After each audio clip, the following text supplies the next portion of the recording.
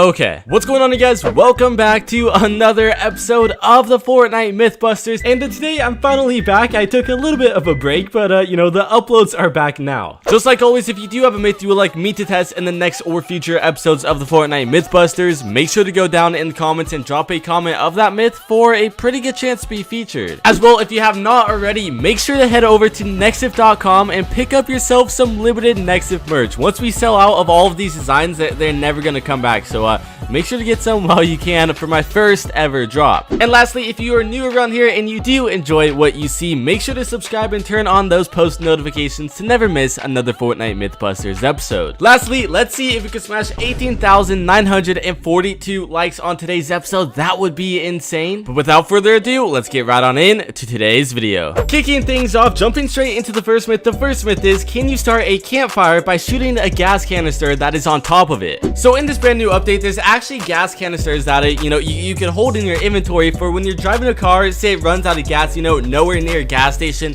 you could get a little bit of gas, fill it back up, and then make your way to a gas station or continue to wherever you're going. Something cool with these gas canisters is if you drop it from your inventory, or if it's just sitting there and you shoot it, it will actually light on fire and then explode. So people are wondering maybe if that explosion will actually light the campfire on fire. Trying this out, actually setting the gas canister on top of the campfire and then shooting it and making it explode. I was surprised to see that it actually would set the campfire on fire, and it'll actually continue healing your player like a normal campfire would. I even tried to pour some gas on the ground and then shoot it, so maybe it'll be like a little timer that'll go all the way up to the campfire, but in that case it didn't even light on fire. When you pour gas on the ground, it basically just disappears. Going into the next myth, is, will cars heal at the campfires like how helicopters do and other vehicles? So if you guys are a longtime fan of the Fortnite Mythbusters, we actually found out that helicopters, planes, any vehicle will actually heal from the campfires.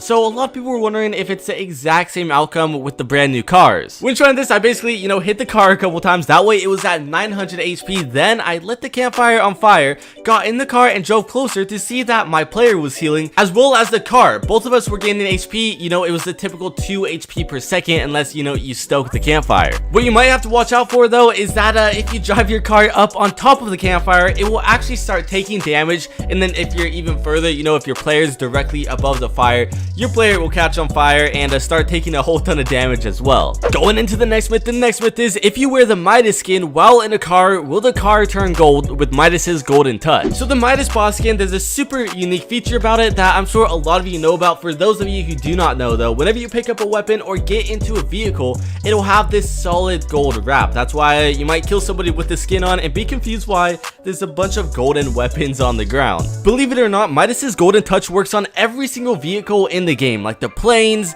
the helicopters, the mechs, the hoverboards, the quad crashers, as well as even weapons. So it would only make sense for it to work on the cars. I tried this myth out though. I got into a car, but the car stayed its natural color. It did not turn solid gold. There was absolutely nowhere in the car that was gold. I got out of it back in many times. Maybe it was just that wrap glitch, and it never would turn solid gold like we wanted it to. What I thought was crazy was that the gas pump was even solid gold. I picked up the gas pump and it turned gold, but the car would not. So I don't know what they really have in plan for why the car won't turn gold. Maybe like a race game mode or something soon, and they just don't want anyone to get confused. I don't know. Going into the next myth, and surprisingly a highly requested myth. This myth is, what happens when a car goes into a whirlpool? Now around the map there's only a few whirlpools left. I think there's only 2 in the map, and one is by Misty Meadows and the other one is up by Sweaty Sands, where we actually tested this myth out. I basically drove my car over the water, and it was starting to sink, but I managed to get in the way of the whirlpool,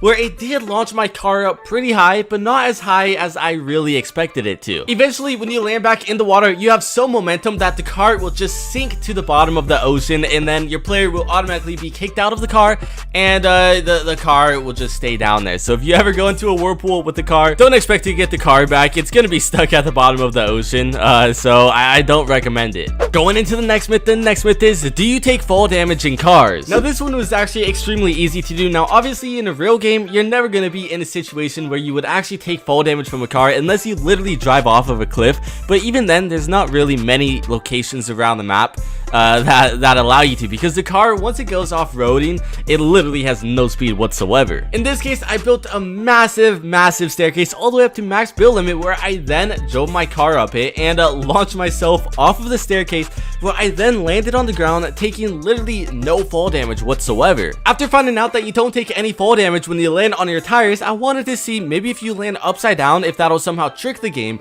But I then went all the way back up the staircase, launched off the edge, and landed directly upside down, where you still don't take any fall damage. It's like you hardly even bounce. Like, the game doesn't even register that you just fell from max build limit all the way down to the ground. I mean, this is definitely good to know in game. No fall damage in a car, that's a little overpowered. Going into the next myth is, what happens if a car lands at the bottom of Steamy Stack Steam? Will it float up? Will it just stay there? What exactly happens? Now, to do this, I gathered every single type of car in the game. We have the sports car. I don't really know the name of the cars, but we have the sports car, we have the sedan, we have the truck, and then we have the front of the semi truck. I took the cars into the Steamy Stack power plant one by one, where I was shocked to see that you were actually able to drive the car around on this little purple water thing. But as soon as you get out of the car and then glide and get back in, the car will automatically start floating up and get launched out of, the power plant. Now, it's actually extremely difficult to get your car out of this situation unless, you somehow get lucky and land on one of the middle bars, which I managed to do once. But even then, you still have to make your way out without even falling off of that platform. Now, as for the semi truck, there's absolutely no way you could get it into the power plant unless you built a massive ramp up and then, you drive it in from the top. But even then, it'll be the exact same outcome. So, I mean, I recommend not driving your car into the power plant. There's no reason why. Going into the next myth, and a highly requested myth. This myth is, what happens when a shark goes through a rift? So I've been wanting to do myths, around the rifts, with henchmen going through the rifts, sharks going through the rifts for a very long time. But Fortnite, they would not add the rift goes into the game. There were no rifts around the map until Fortnite added in this weird spaceship that you could put together at the beginning or anytime during the game,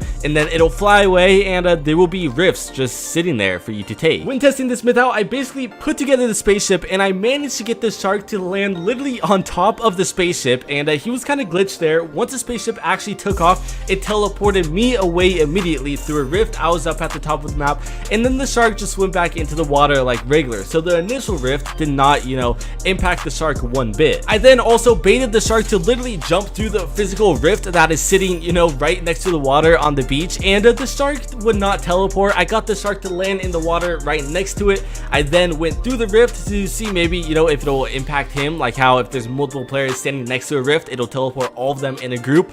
But the shark, it doesn't even, it doesn't teleport. I guess it's something pretty good to know. You won't ever expect to see sharks flying from the sky in this case. Anyways, that's gonna wrap it up for today's episode. I hope you have enjoyed. If you have, make sure to leave a like and also subscribe to the channel if you are new. I know it's a little bit of a shorter episode today, but YouTube has a brand new algorithm for 8-minute videos, so I'm just testing it out. We'll see what happens. But anyways, I hope you guys enjoyed, and I will see you all next time. Peace.